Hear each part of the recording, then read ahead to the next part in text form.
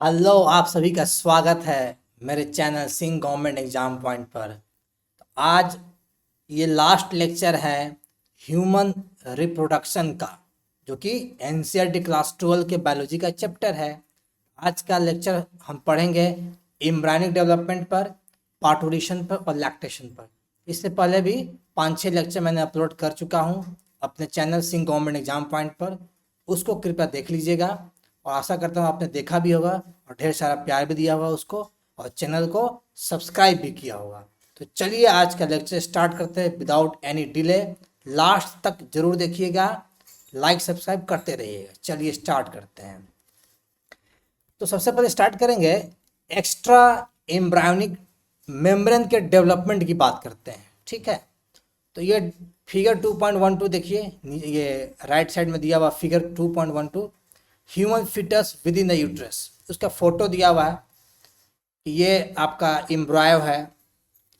Embryo जो है ये वाला, इसको बोलते हैं अम्बिलिकल कॉर्ड कहते हैं। इसी अम्बिलिकल कॉर्ड से एम्ब्रियो प्लासेंटा विलाई से अटैच है, जो प्लासेंटा विलाई जाकर के मदर के इंडोमेट्रियम वॉल से अटैच रहता है यूट्रस के। ठीक है, समझ पा रहे होंगे आशा करता हूँ। यहाँ पर यूट्रस की कैविटी है, यॉक सैक है, ठीक है, ये सब आपको समझ में आ रहा होगा। एक्स्ट्रा एम्ब्रायनिक मेम्ब्रेन में सबसे पहले बात करेंगे कोरियोनिक विलाय की बात करेंगे।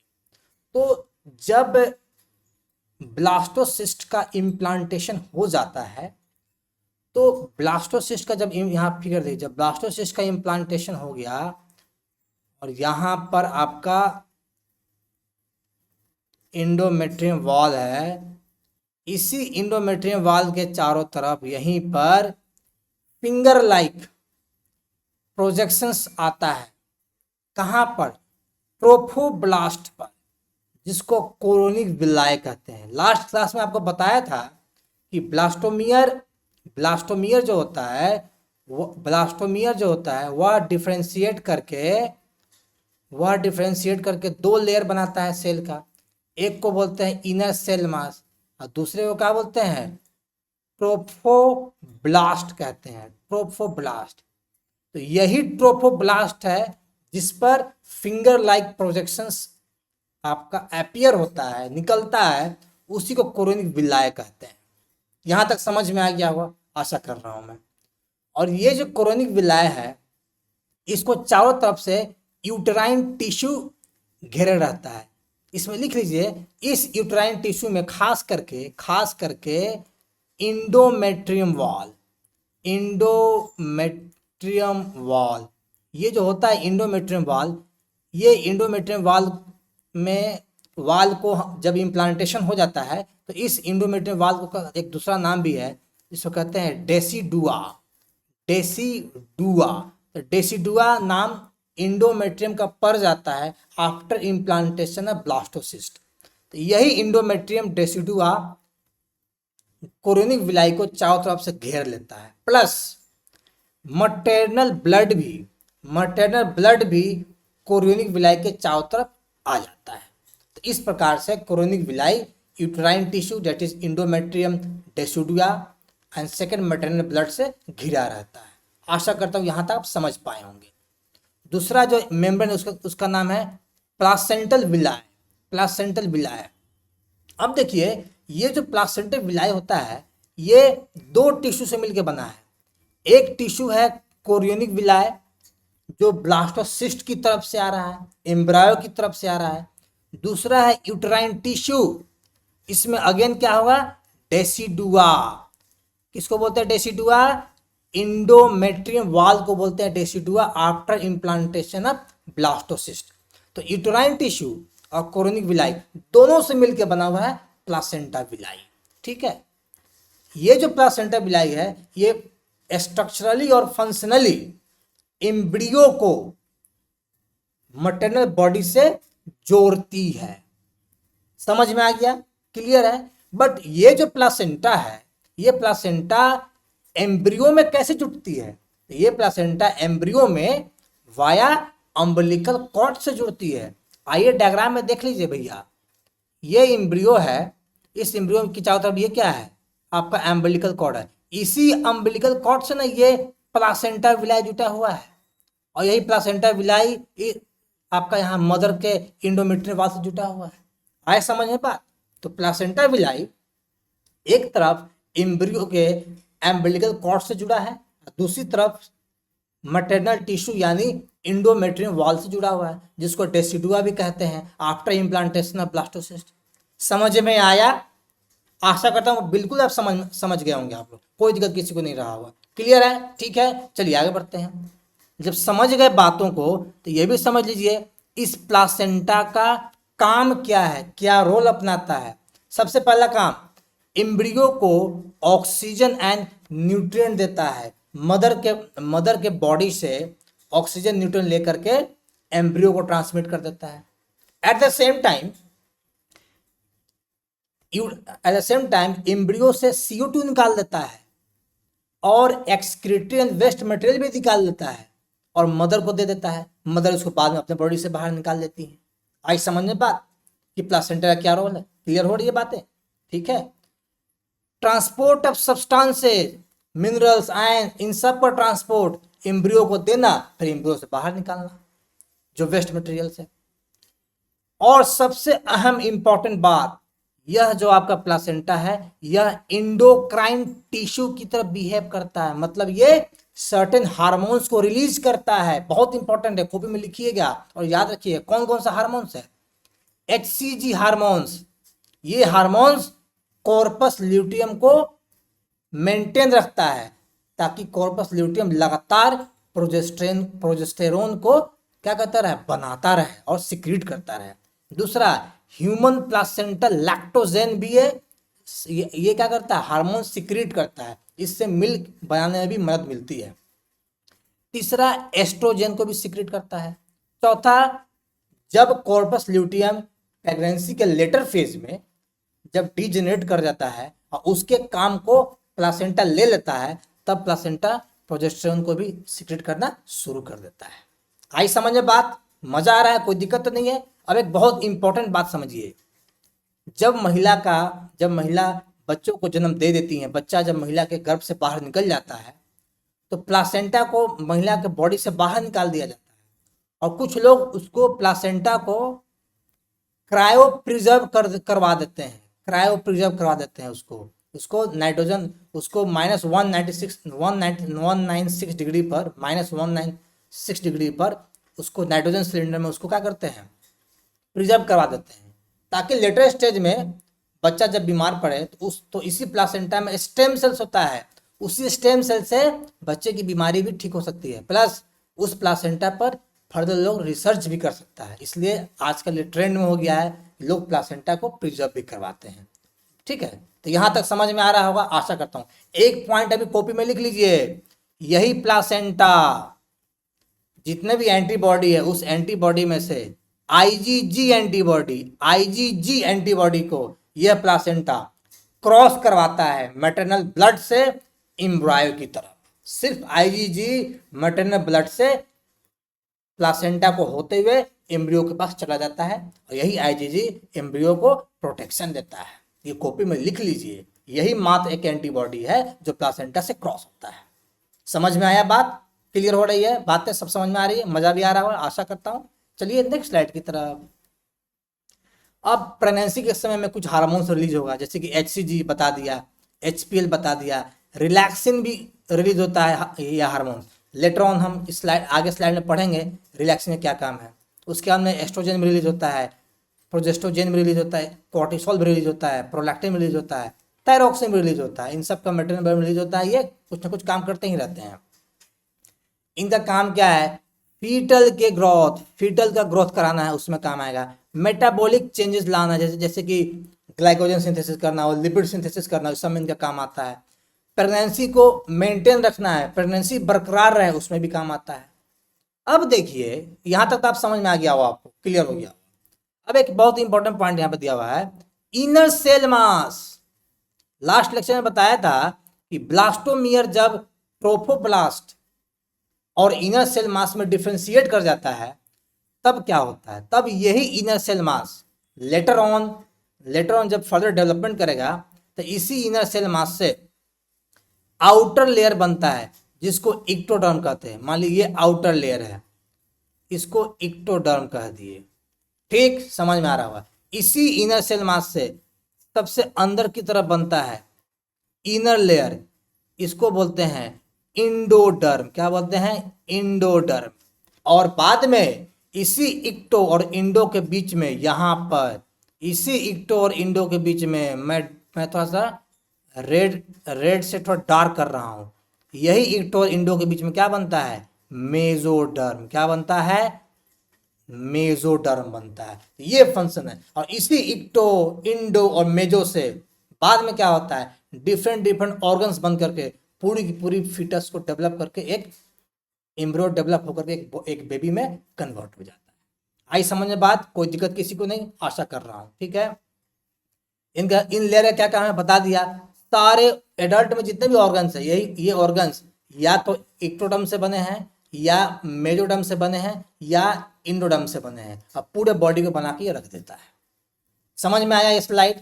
बिल्कुल क्लियर है, एकदम क्रिस्टल क्लियर है। आशा करता हूं लाइक सब्सक्राइब करते रहिएगा। चलिए आगे बढ़ते हैं। अब हम बात करेंगे एम्ब्रायनिक डेवलपमेंट जब होगा तो प्रेगनेंसी के पहला मंथ, दूसरा मंथ, 12वें वीक, 5वां महीना, 24वें वीक, 9 मंथ, इसमें क्या क्या घटनाएं घटती है ये डिटेल में पढ़ाया जाता है मेडिकल वाले को। बट आपके लिए इसमें जो इम्पोर्टेंट पॉइंट था वो मैं लाया हूं आपके लिए। देखिए, प्रेगनेंसी के पहले महीने के, बहुत ध्यान से सुनिएगा, प्रेगनेंसी के पहले महीने के बाद में सबसे पहला जो ऑर्गन बना एम्ब्रायो का वह बनता है हार्ट। अब हार्ट बना कि नहीं बना इसको सुनिश्चित करते हैं कैसे? डॉक्टर साहब सुनिश्चित करते हैं अपने स्टेथोस्कोप से हार्ट का पहला साउंड यहीं से सुनते हैं। और सुनने के बाद this is the first sign of moving fetus. कब? प्रेगनेंसी के पहले मंथ के बाद। समझ में आ गया? कोई दिक्कत नहीं, आशा कर रहा हूं। जब दूसरा महीना भी पार हो जाता है प्रेगनेंसी का, जब सेकेंड मंथ भी कंप्लीट हो गया, तब फीटस में लिम्स और डिजिट्स भी बन के तैयार हो जाते हैं। क्लियर हो गया? समझ में आ रहा हूं, आशा करता हूं। अब 12वें सप्ताह के बाद, 12वें सप्ताह यानी फर्स्ट ट्राइमेस्टर, पहला ट्राइमेस्टर को बोलते हैं 12 सप्ताह का पहला ट्राइमेस्टर होता है, यानी 3 महीना। ठीक है, 3 महीना, 1 महीने में 4 सप्ताह, 3 महीने में 12 सप्ताह। तो तीसरे महीने के बाद, तीसरा महीना जब कंप्लीट हो जाता है, उसके बाद में उस फीटस में जितने भी मेजर ऑर्गन्स है वह बन के तैयार हो जाता है। जैसे कि लिम्स बन गया, एक्सटर्नल जेनाइटल ऑर्गन्स बन के तैयार हो जाते हैं। समझ में आ रहा होगा, आशा करता हूं। प्रेगनेंसी के 5वें महीने के बाद, प्रेगनेंसी के 5वें महीने के बाद में फीटस का फर्स्ट मूवमेंट लोग नोटिस करते हैं। और इस समय हेड पर कुछ बाल आ जाता है। और एक इंटरेस्टिंग पॉइंट बता रहा हूं, 12वें सप्ताह और 5वें महीने के बीच में, अराउंड 20 से 22 सप्ताह के बीच में, 20 से 22 सप्ताह के बीच में बहुत सारी महिलाएं लेवल 2 अल्ट्रासाउंड करा लिया जाता है। लेवल 2 अल्ट्रासाउंड कराने से क्या फायदा होता है? ये बच्चे के शरीर में जितने भी मेजर ऑर्गन्स बन गए हैं, क्या उस ऑर्गन्स में किसी प्रकार का कॉन्जेनाइटल डिफेक्ट तो नहीं है? कॉन्जेनाइटल डिफेक्ट इन ऑर्गन है कि नहीं है, ये पता चल जाता है लेवल 2 अल्ट्रासाउंड, जो 20 से 22 सप्ताह के बीच में डॉक्टर रेकमेंड करते हैं महिलाओं को। क्योंकि इस समय अगर पता चल जाता है कि अगर किसी मेजर ऑर्गन्स में प्रॉब्लम है, हार्ट में छेद है, ब्रेन नहीं बना, ये नहीं बना, और ऐसा प्रॉब्लम है, तो महिला को ये चॉइस दिया जाता है कि आप अपने बच्चों को एबॉर्ट कर सकते हैं, नहीं तो ये बच्चा जब पैदा होगा तो एबनॉर्मल बच्चा पैदा हो जाता है। तो ये याद रखिएगा कि कभी ऐसा सवाल पूछा भी जा सकता है कि लेवल 2 अल्ट्रासाउंड कब किया जा सकता है। ये जनरल साइंस की तरह हो गया। ठीक है, चलिए अब आगे बढ़ते हैं। 24वें सप्ताह के बाद, at the end of second trimester 24 सप्ताह के बाद यानी 6 महीने के बाद क्या होगा? पूरा का पूरा ये फीटस डेवलप कर जाता है। 24वें सप्ताह में फीटस कंप्लीटली डेवलप हो जाता है। उसमें फाइन हेयर आ जाता है, आईलिड्स अलग हो जाते हैं, आईलैशेस बन जाते हैं। और यही 24 सप्ताह है जब फीटस यूट्रस को कंप्लीटली कवर कर लेता है। याद रखिएगा, सवाल आगे बनवाएंगे आपसे। और 9 मंथ, जैसे ही प्रेगनेंसी का 9 मंथ कंप्लीट होता है, यानी 36 से 38 वीक कंप्लीट हो जाता है, foetus is fully developed and is ready for delivery. 24वें सप्ताह में फीटस यूट्रस को कंप्लीटली कवर कर लेता है और 38वें सप्ताह होते होते फीटस फुल्ली डेवलप कर गया, अब डिलीवरी के लिए तैयार है। इसी को बोलते हैं जेस्टेशन पीरियड, जो 9 महीने का होता है। आई समझ में बात? क्लियर हो रहा है? मजा आ रहा होगा आशा करता हूं। चलिए आगे बढ़ते हैं। अब चूंकि जेस्टेशन पीरियड कंप्लीट हो चुका है, बच्चा कंप्लीटली बन गया है और फीटस तैयार है कि अब हम बाहर निकलेंगे और बाहर की दुनिया को दर्शन करेंगे, जो दुनिया उसके लिए खराबी हो जाता है बाद में। तो जेस्टेशन पीरियड क्या होता है? फर्टिलाइजेशन, वह टाइम इंटरवल जो फर्टिलाइजेशन से लेकर के बर्थ तक, मतलब कि जब फर्टिलाइज हुआ और जब बच्चा जन्म लेगा उसके बीच में 9 महीने का गैप रहता है, उसी को बोलते हैं एवरेज जेस्टेशन पीरियड। ठीक है, समझ में आ रहा होगा आशा करता हूं। सॉरी, इसको, हाँ, ये जेस्टेशन पीरियड हो गया। अब क्या है कि अब हम पढ़ रहे हैं पार्टुरिशन पढ़ रहे हैं। पार्टुरिशन का मतलब होता है कि अब यूट्रस में से बच्चा को बाहर निकालना है, मायोमेट्रियल कॉन्ट्रैक्शंस करके थ्रू वजाइना बच्चा को बाहर निकाल लेंगे, उसी को बोलते हैं पार्टुरिशन। तो ये कब शुरू होता है? जेस्टेशन पीरियड के एंड में, जब बच्चा फुली डेवलप कर गया, जेस्टेशन पीरियड कंप्लीट हो गया, उसके लास्ट में पार्टुरिशन होगा। सवाल ये है कि पार्टुरिशन अब होने वाला है, इसका सिग्नल पहली बार कौन देता है? तो जब यूट्रस में बच्चा फुल्ली बन चुका है और प्लासेंटा, ये दोनों भाई, ये दोनों लोग मिल करके एक सिग्नल वहां से देते हैं, जिसको फीटल इजेक्शन रिफ्लेक्स कहते हैं। ये सिग्नल देंगे और इस सिग्नल से क्या होगा? छोटी सी दर्द होती है, छोटा सा हल्का सा यूट्रस के मायोमेट्रियम में कॉन्ट्रैक्शन शुरू हो जाता है, हल्का सा कॉन्ट्रैक्शन शुरू हो जाता है। इसके हल्का कॉन्ट्रैक्शन शुरू होने से ये करता क्या है? ऑक्सीटोसिन का रिलीज को ट्रिगर कर देता है मैटरनल पिट्यूटरी ग्लैंड से, खास करके पिट्यूटरी के जो पोस्टीरियर लोब से, वहां से ऑक्सीटोसिन का रिलीज को ट्रिगर करता है ये छोटा सा माइल्ड कॉन्ट्रैक्शन। यहीं से शुरुआत हो जाता है पार्टुरिशन का। आया बात समझ में? क्लियर हो गया? कोई दिक्कत नहीं। अब सवाल है कि पार्टुरिशन को इंड्यूस कौन किया? सिग्नल तो आ गया, अब इंड्यूस कौन करेगा? तो पार्टुरिशन को इंड्यूस करना है, उसके लिए न्यूरो इंडोक्राइन मैकेनिज्म होता है। इसमें क्या होता है कि जैसे वहां से सिग्नल आया, मैटरनल ब्लड के सहारे सिग्नल गया कहाँ पर? हाइपोथैलेमस में। और हाइपोथैलेमस ने क्या किया? पोस्टीरियर पिट्यूटरी को सिग्नल दिया कि आप ऑक्सीटोसिन रिलीज कीजिए, और प्लासेंटा ने रिलैक्सिन को भी सिक्रीट करा दिया। तो ऑक्सीटोसिन रिलैक्सिन दोनों मिल करके पार्टुरिशन को करना शुरू कर देगा। अब सवाल है कि ऑक्सीटोसिन क्या करेगा, रिलैक्सिन क्या करेगा? आइए समझते हैं। तो ऑक्सीटोसिन करेगा क्या? ये यूट्रस के मायोमेट्रियम में बहुत ही स्ट्रॉन्ग कॉन्ट्रैक्शन चालू कर देगा, कॉन्ट्रैक्शन शुरू कर देगा। तो जब कॉन्ट्रैक्शन शुरू होगा यूट्रस के मायोमेट्रियम में, तो इसके कॉन्ट्रैक्शन से ये क्या करेगा? स्टिमुलेट कर देगा कि और ज़्यादा ऑक्सीटोसिन बनाओ। जैसे ही ज़्यादा ऑक्सीटोसिन बना, ये कॉन्ट्रैक्शन को और तीव्र कर देगा। जितना तीव्र होगा कॉन्ट्रैक्शन, उतना ही तीव्रता से ऑक्सीटोसिन और रिलीज होगा। तो दोनों का स्टिमुलस चलता रहता है। ऑक्सीटोसिन निकला, इसने मायोमेट्रियम को कॉन्ट्रैक्ट किया, तो मायोमेट्रियम ज़्यादा कॉन्ट्रैक्ट हुआ, इसने ऑक्सीटोसिन को और कहा कि तुम और रिलीज कर दो, दोनों आपस में चलता रहता है। इससे क्या हुआ? एक स्ट्रॉन्ग कॉन्ट्रैक्शन हुआ और बच्चा शरीर से बाहर निकलना शुरू हो गया। इससे क्या होगा? बच्चा जो होगा यूट्रस से बाहर निकला, बर्थ क्लास होते बाहर बच्चा निकल गया। निकलने के बाद में इसी प्लासेंटा को यूट्रस से बाहर निकाल के हटा दिया जाता है। तो आशा करता हूं आपको पार्टुरिशन समझ में आ गया। रिलैक्सिंग क्या करता है? जब यूट्रस में माइल्ड कॉन्ट्रैक्शन होगा तो महिला का प्यूबिक सिम्फाइसिस होता है, प्यूबिक बोन्स के पास कुछ लिगामेंट्स वगैरह होते हैं, उसको रिलैक्स किया जाता है। उसको रिलैक्सिंग क्या करता है? उसको रिलैक्स करता है।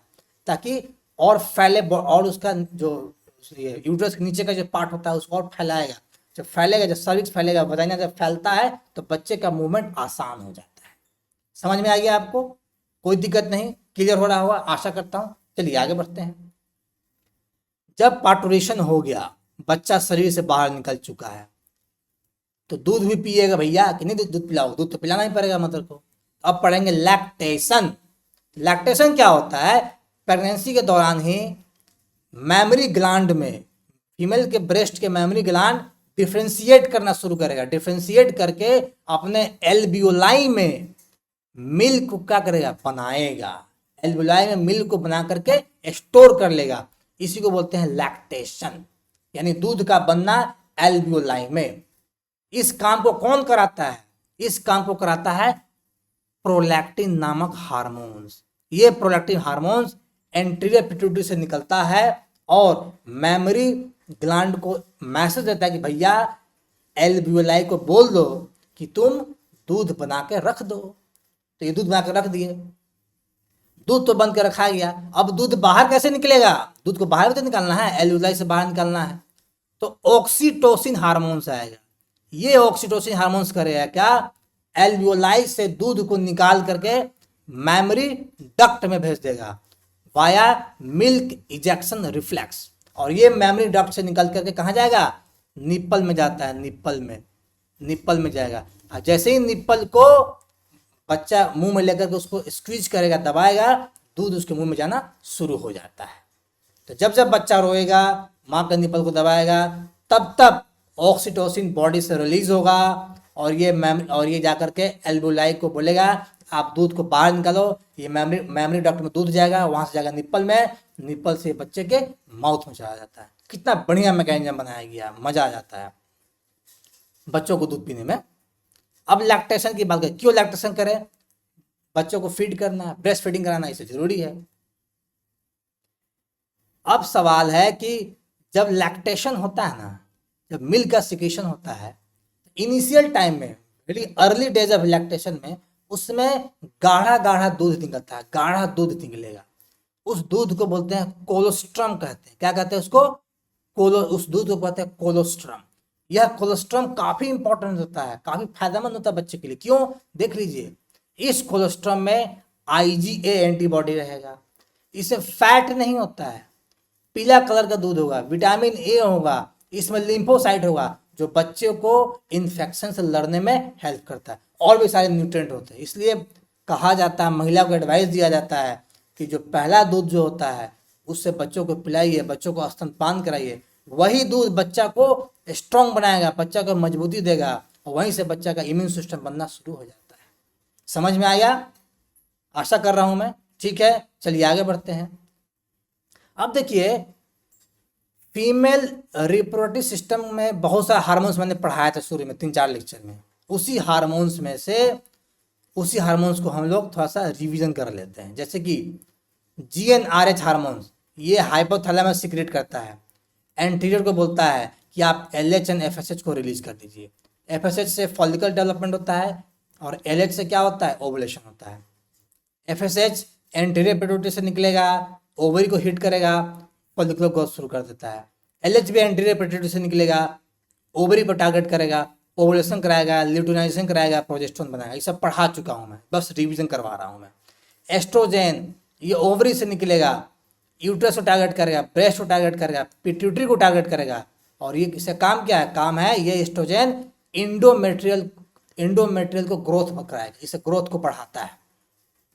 प्रोजेस्टेरोन ओवरी से निकलेगा, प्लासेंटा से निकलेगा, यूट्रस को हिट करेगा, ब्रेस्ट को भी हिट करेगा।